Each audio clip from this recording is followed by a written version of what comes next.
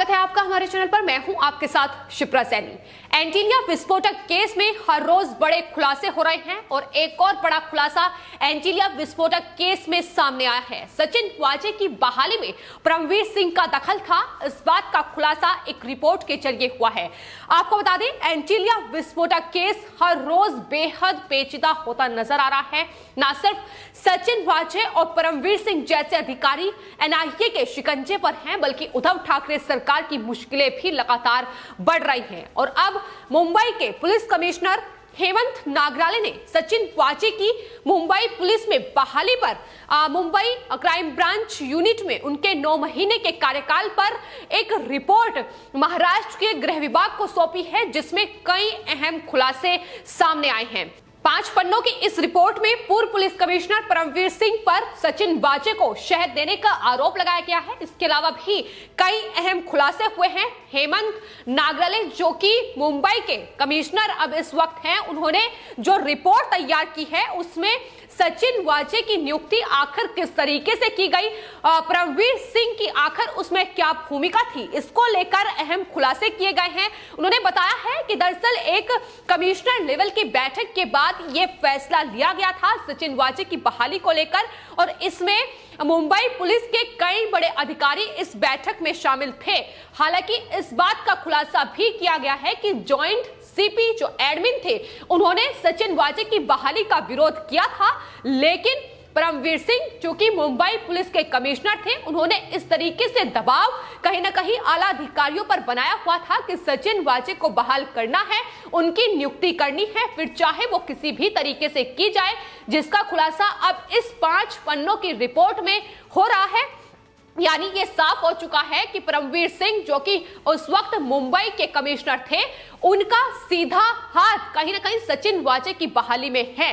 गृह विभाग को मुंबई पुलिस की एक रिपोर्ट जो दी गई है, उसके मुताबिक एपीआई सचिन वाजे, जो कि अब सस्पेंड हो चुके हैं, उसका सीधा संपर्क परमवीर सिंह के साथ था, उनके लिए वो काम कर रहे थे। हालांकि आपको बता दें, क्राइम यूनिट के अधिकारी थे सचिन वाजे, लेकिन वो किसी भी क्राइम यूनिट के अफसर को रिपोर्ट नहीं करते थे, वो सीधा परमवीर सिंह को ही अपने काम के जरिए रिपोर्ट करते थे। यानी साफ तौर पर परमवीर सिंह ने जो आरोप अपनी चिट्ठी पर लगाए थे कि किस तरीके से सचिन वाजे और अनिल देशमुख के बीच ये वसूली कांड चल रहा है, अनिल देशमुख के द्वारा सचिन वाजे जैसे अधिकारी को वसूली का टारगेट दिया जा रहा है, कहीं ना कहीं इस पूरी बात की जानकारी पहले से ही परमवीर सिंह को थी। लेकिन जिस तरीके से उद्धव ठाकरे सरकार ने उनका ट्रांसफर किया, उन पर शिकंजा कसा गया, उसके बाद उन्होंने अपना मुंह खोला तो महाराष्ट्र सरकार की मुसीबत बढ़ना लाजमी था। परमवीर सिंह की चिट्ठी ने एक लेटर बॉम्ब का काम महाराष्ट्र में किया है,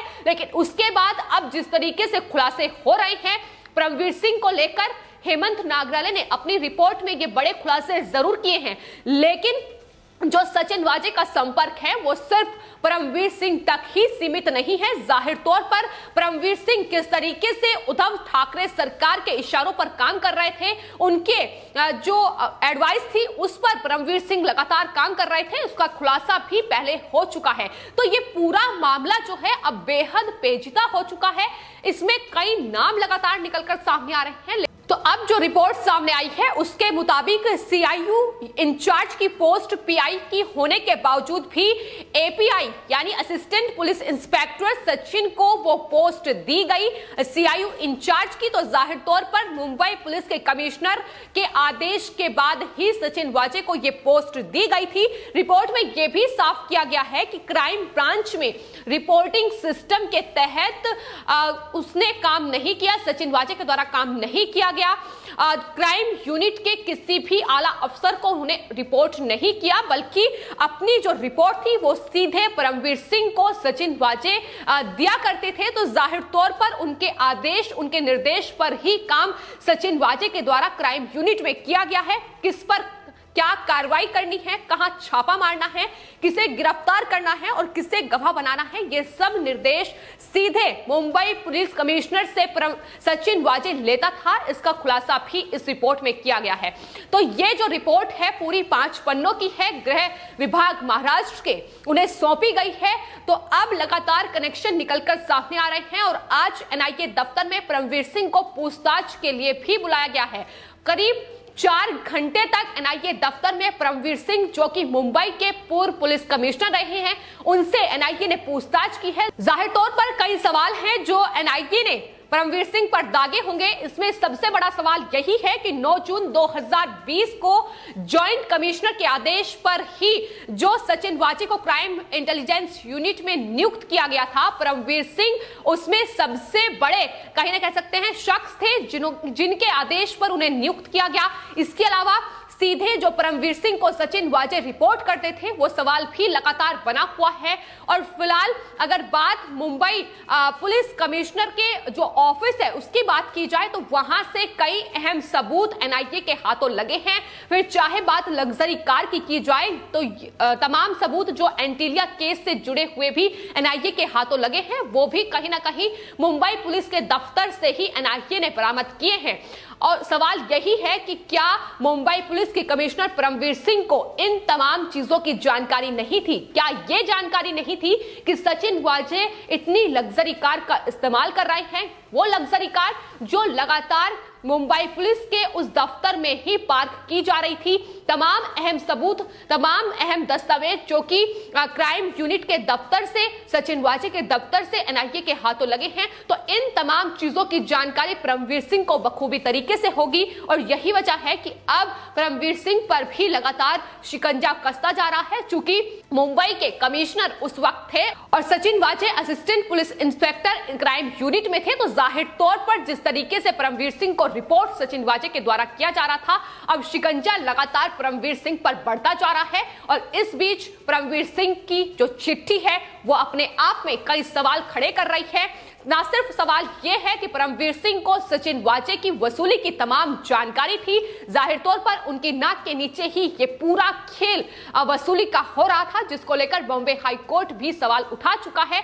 तो ये तमाम जो तार हैं एक दूसरे से जुड़े हुए हैं, जिन्हें कहीं ना कहीं खंगालना बेहद जरूरी है। और यही वजह है कि जहां एक तरफ एनआईए सचिन वाजे से लगातार पूछताछ कर रही है, 7 अप्रैल आज एनआईए की जो कस्टडी है सचिन वाजे की वो खत्म हो जाएगी, उसके बाद कोर्ट में उनकी पेशी होनी है। लेकिन वहीं दूसरी ओर परमवीर सिंह से भी कई घंटों की पूछताछ में आखिर क्या कुछ आने वाले वक्त में खुलासे इस पूरे केस में निकलकर सामने आएंगे, ये देखना होगा। तो फिलहाल मुंबई के कमिश्नर हेमंत नागराले ने जो अपनी रिपोर्ट सौंपी है, जाहिर तौर पर उस रिपोर्ट में परमवीर सिंह पर ही तमाम सवाल उठाए गए हैं। लेकिन सवाल ये भी है कि सिर्फ परमवीर सिंह पर वाजे की बहाली का आरोप मढ़कर उद्धव ठाकरे सरकार बच नहीं सकती है। जाहिर तौर पर पहले कई खुलासे ऐसे हो चुके हैं कि किस तरीके से सचिन वाजे की बहाली को लेकर उद्धव ठाकरे की ओर से भी तमाम कोशिशें की गई। देवेंद्र फडणवीस बीजेपी के नेता उन्हें यह साफ तौर पर उद्धव ठाकरे सरकार की पोल खोलते हुए यह कहा था कि 2018 में जब शिवसेना बीजेपी का हिस्सा थी महाराष्ट्र में, उस वक्त भी उद्धव ठाकरे की ओर से सचिन वाजे की बहाली की बात की गई थी। लेकिन चूंकि सचिन वाजे एक सस्पेंड अधिकारी थे, तो ऐसे में उन्हें बहाल करना ठीक नहीं था, जिस वजह से उन्हें बहाली की अनुमति उस वक्त देवेंद्र फडणवीस जो कि महाराष्ट्र के मुख्यमंत्री थे उनकी ओर से नहीं दी गई। लेकिन सत्ता में आते ही शिवसेना की ओर से उन्हें बहाल किया गया। तो ये पूरा मामला सिर्फ परमवीर सिंह तक ही सीमित नहीं है। जाहिर तौर पर सचिन वाजे 2008 में शिवसेना को उन्होंने ज्वाइन किया था, उसके बाद वो अभी तक शिवसेना का हिस्सा थे, शिवसेना के प्रवक्ता थे। लेकिन सत्ता में आते ही परमवीर सिंह मुंबई पुलिस के अधिकारी के साथ मिलकर उनकी इंस्ट्रक्शन पर ही उन्हें बहाल किया गया। तो सिर्फ ये पूरा मामला परमवीर सिंह तक सीमित नहीं है। अब जिस तरीके से इस चिट्ठी में परमवीर सिंह को लेकर खुलासे हुए हैं, तो आज अब शिवसेना और उद्धव ठाकरे पर भी जरूर आएगी, क्योंकि उद्धव ठाकरे से लगातार सचिन वाजे की बहाली को लेकर बीजेपी भी सवाल दाग चुकी है।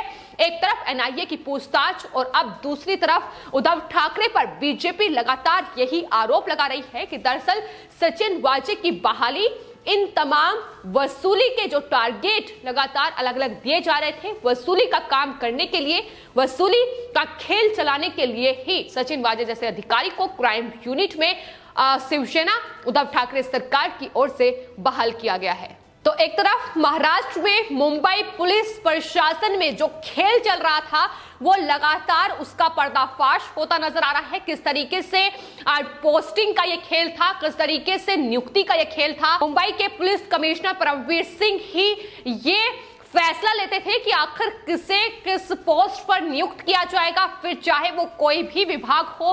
तो जाहिर तौर पर इस रिपोर्ट से न सिर्फ परमवीर सिंह को लेकर बड़े खुलासे हुए हैं, बल्कि बीजेपी नेता किरीट सोमैया ने ये आरोप लगाया है कि उद्धव ठाकरे की इंस्ट्रक्शन पर ही परमवीर सिंह लगातार सचिन वाजेद जैसे अधिकारी को तवज्जो दे रहे थे। आखिर अपना मनचाहा अफसर रखने की क्या वजह है, यह सवाल न सिर्फ उद्धव ठाकरे से पूछा जा रहा है, बल्कि परमवीर सिंह पर भी अब लगातार इसको लेकर सवाल उठ रहे हैं। फिलहाल आपके इस पूरे मामले पर क्या राय है, हमें कमेंट बॉक्स में जरूर लिखें और चैनल को सब्सक्राइब करें। धन्यवाद।